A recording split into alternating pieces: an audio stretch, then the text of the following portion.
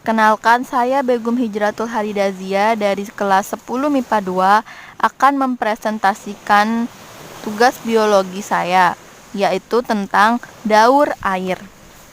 Nah, jadi daur air ini dibagi menjadi 5 tahapan. Yang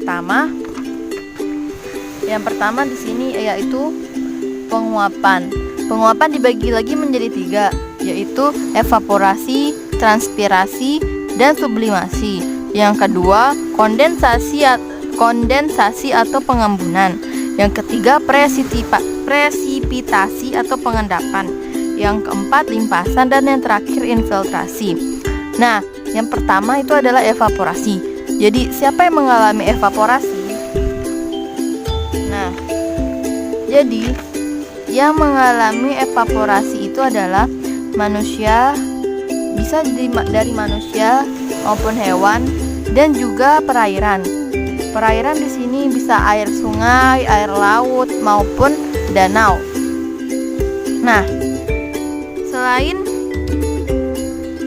berasal dari sumber manusia, hewan, serta airnya langsung, proses penguapan yang terjadi di alam juga dapat berasal dari tumbuh-tumbuhan.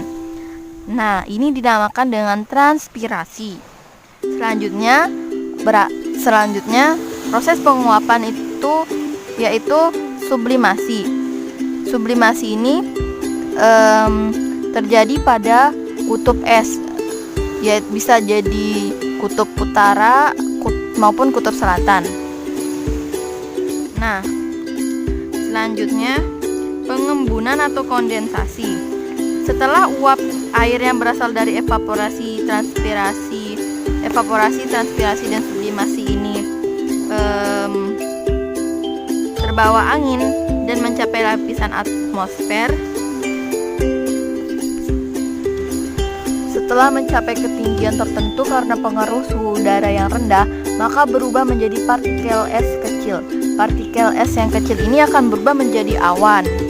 Nah, selanjutnya yang ketiga, pengendapan atau presipitasi. Jadi awan dari proses kondensasi ini yang tadi terbawa angin dan membentuk, itu akan membentuk, kan terbawa angin akan membentuk awan yang sangat besar. Awan besar. Karena perubahan suhu dan angin, maka partikel kecil es